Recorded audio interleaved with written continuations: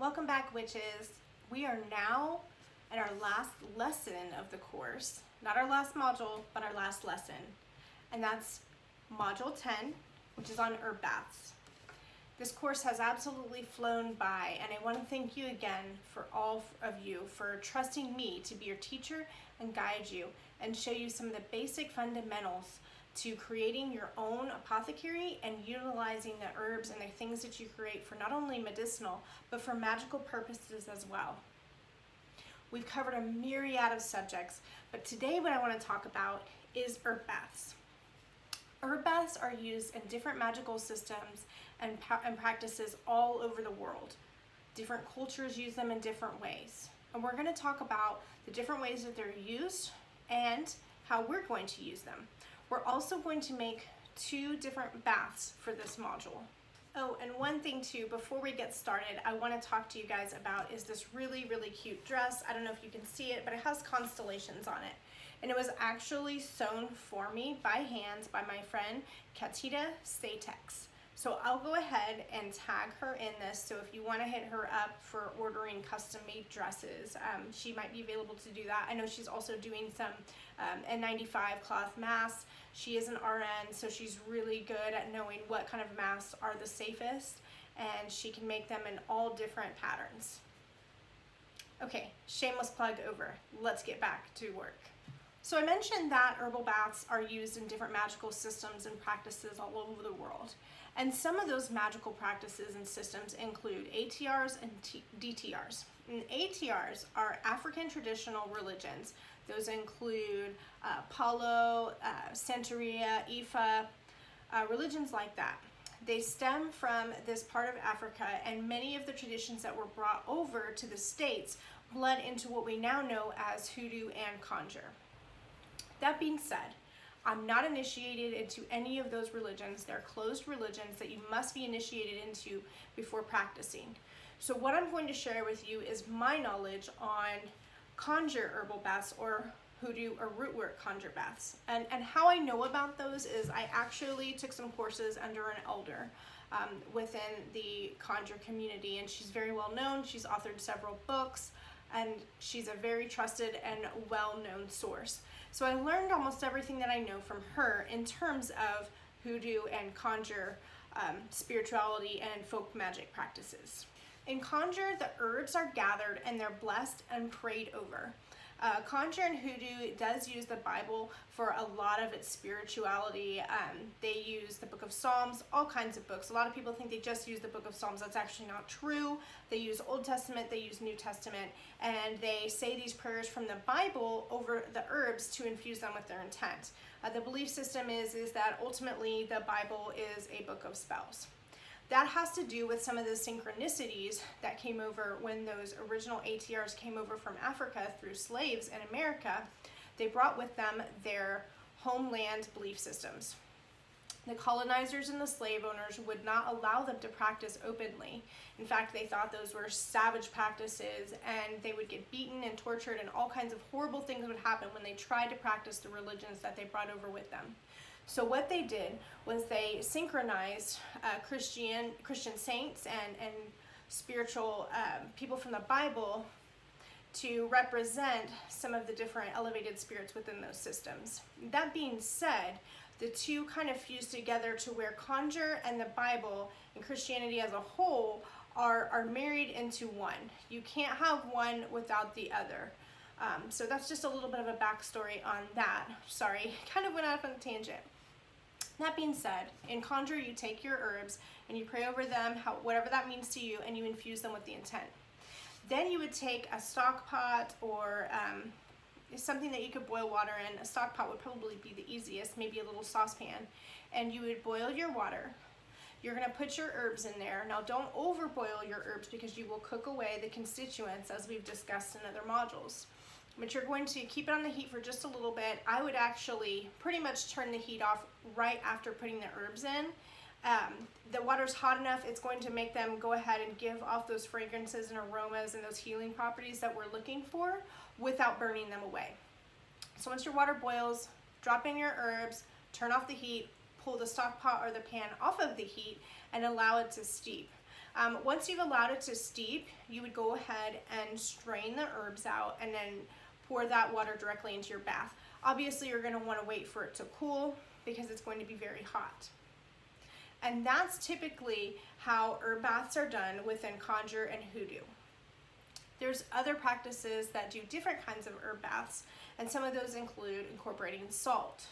Incorporating salt, you've seen a lot of witches selling on online stores and more brick and mortar stores where they're little jars and they've got herbs and flowers and salt mixed in there. And that's typically a Wiccan or pagan non-conjure style of herbal baths. And another method is to use a sachet. And you can easily make a sachet with cheesecloth, which is what we're going to do. It's going to be really similar to the sachet that we made for our compress and one of our poultices, our second poultice. In making our bath, what we're going to do is we're going to wait to put any of the salt or the black coffee in until after we have sufficiently boiled our herbs. And I'll go ahead and show you how to do that in person. So let's head to the kitchen. Okay, witches, if you haven't started heating your water up, go ahead and do that now. You can either heat it up in a small stock pot or a saucepan, or you can heat up in a kettle and transfer over into the container you want your herbs to steep in. Completely up to you, but just go ahead and get that water started. I've gotten my ingredients together, and as you can see, I'm keeping it pretty simple here. I decided to go ahead and use the lemon juice instead of trying to boil a peel or squeezing lemon. I also have a lemon essential oil, would have worked as well, but I'm just going to go ahead and use the juice in this case. I've also got my black coffee, no additives, and a pinch of salt, a couple of pinches of lemongrass. Of course, you can always use more. The more you use, the more concentrated it will be. One small detail about herb baths that people don't realize sometimes is the necessity to completely immerse yourself in the bath. So, I think a lot of times when we put certain things in water like lemon juice or salt or even coffee, things like that, we're resistant to completely submerge our head under it. We are thinking, oh, I don't want to get that in my hair.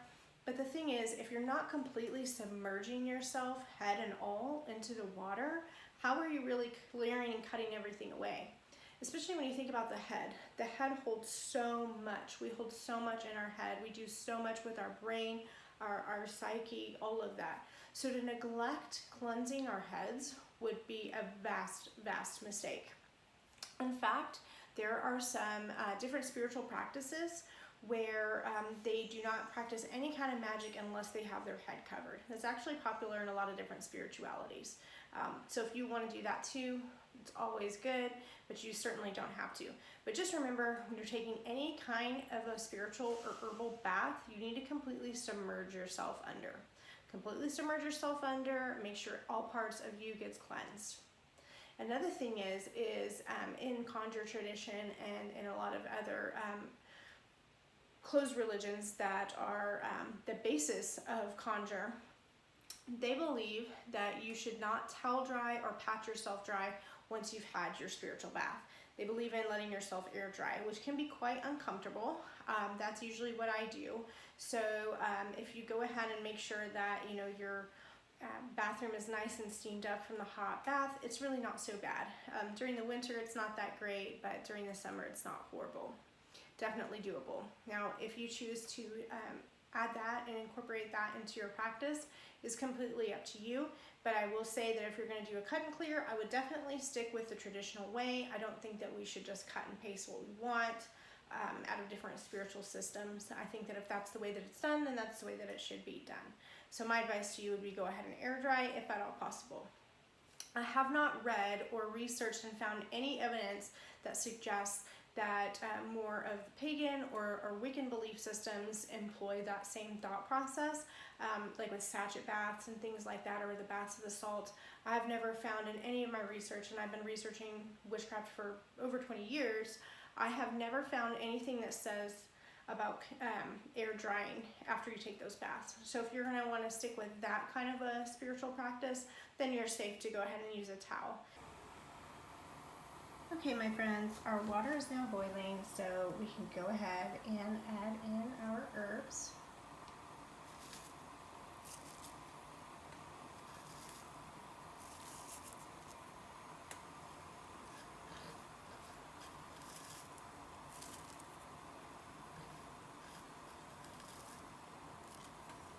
I'm going to go ahead and stir this up really well. You can already see that the water is beginning to change color. It's turning green. So let's go ahead and turn off the heat and set this over and allow it to steep. We're just going to allow this to steep for just a few minutes, and then we'll go ahead and get it strained, and we will add in everything else at the last minute after we've strained. Okay, my friends, at this point our mixture should be cool enough to go ahead and transfer it over. In fact, I'm going to go ahead and pour this into a measuring cup just because I don't want to have any spills. So if you do have a glass measuring cup or something with a lip on it that you want to pour this into so that you can pour it into this smaller lip container without making a mess, then I suggest doing that now.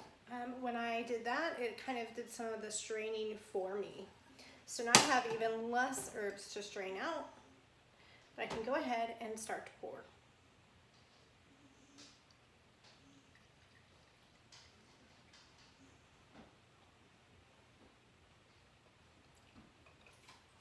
I have successfully poured and strained my liquid into this jar.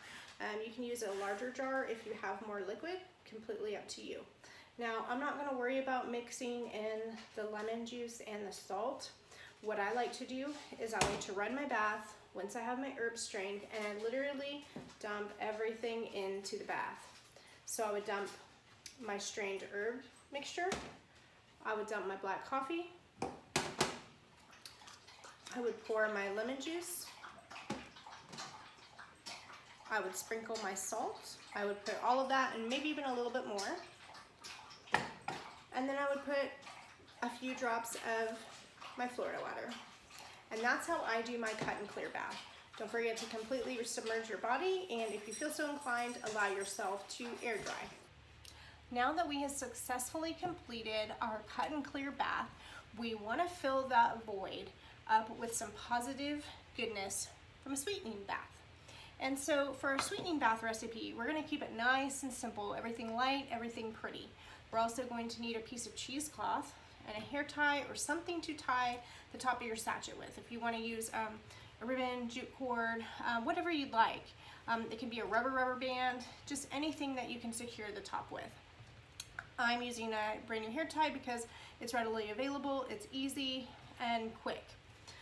So the herbs that we're going to use today are lavender, chamomile, rose, and calendula. All of these have protective properties, they have healing properties, they have calming properties, and they can help bring in prosperity. Rose can help bring in money, as can chamomile. They bring in luck and fortune. So while you cleaned and cleared out all that negative stuff, now you're going to be drawing in some positivity. And so for this recipe, we are just going to simply take our herbs and we're going to take our cheesecloth. I just have a relatively small piece like this, and I folded it in half. Now, we might get some powdery stuff come through, but that's okay. So what I'm gonna do with this, I'm gonna keep it nice and simple, is I'm gonna put my herbs in the center. Of course, after I've prayed over them, right? I'm gonna put my herbs in the center. I'm gonna go just like we did before. I'm gonna go corner to corner, corner to corner, and secure. And then what I'm going to do is I'm going to go ahead and have a pot of boiling water that has recently been taken off the heat in the kitchen, ready to go. I'm not going to show you this part because it's pretty self-explanatory. So you have your hot water ready, right? And then you're going to put your herbs onto your cloth. You're going to close up your sachet, and then you're just going to dump that sachet into your water just like it's tea. So let's go ahead and get our sachet together, shall we? Some lavender here. Some chamomile, nice chamomile flowers. Some rose. A lot of rose, I love rose. Calendula, some nice dried calendula flowers and petals. And this combination is absolutely wonderful. This is a great combination to make into an oil or anything, really. Okay, hopefully I didn't squeeze too many in there. Maybe I did. So corner to corner, here, let me move this. Corner to corner, corner to corner, kind of pull in those ends. See, nice little sachet, and we're just gonna secure it. Easy peasy.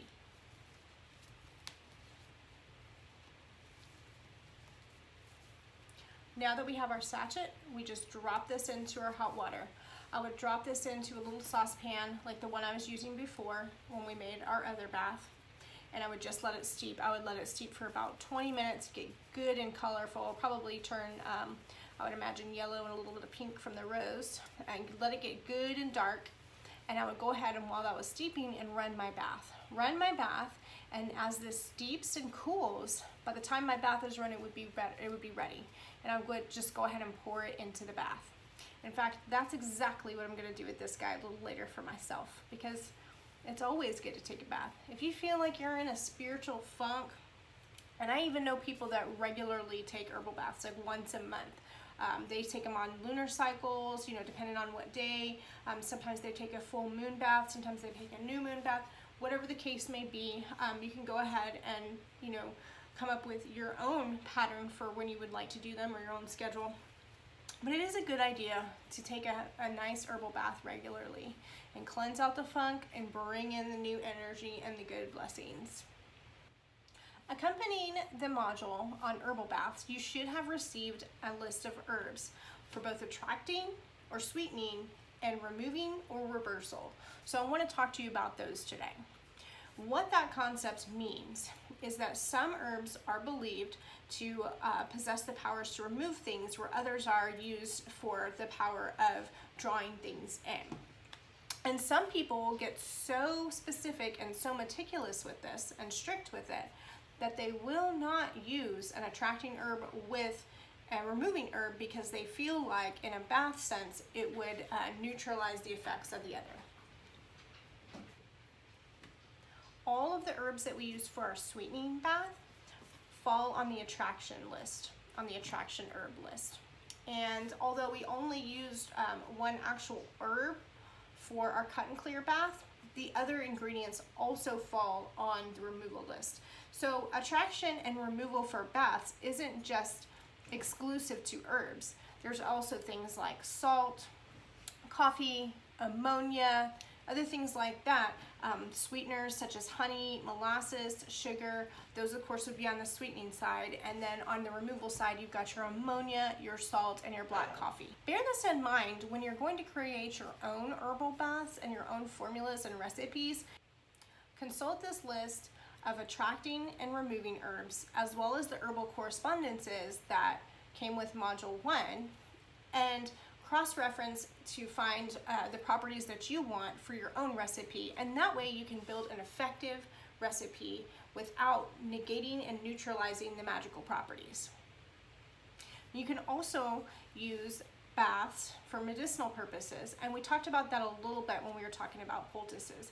You can make baths that are made to draw out infection and to relieve pain. Epsom salt, one of the main reasons that it's used in baths is because it does draw out the pain and infection. I implore you to do your own research and see what you can find in terms of lists of removing herbs versus attracting herbs. I have added a couple of books to the resources list that came with the course syllabus, and I recommend all of them. They not only talk about herbal baths, but they talk about all of the different topics that we've discussed throughout this entire course. Please consult that and look into purchasing those books to not only support the witch and spiritual elder authors that wrote them, but to also advance your own learning.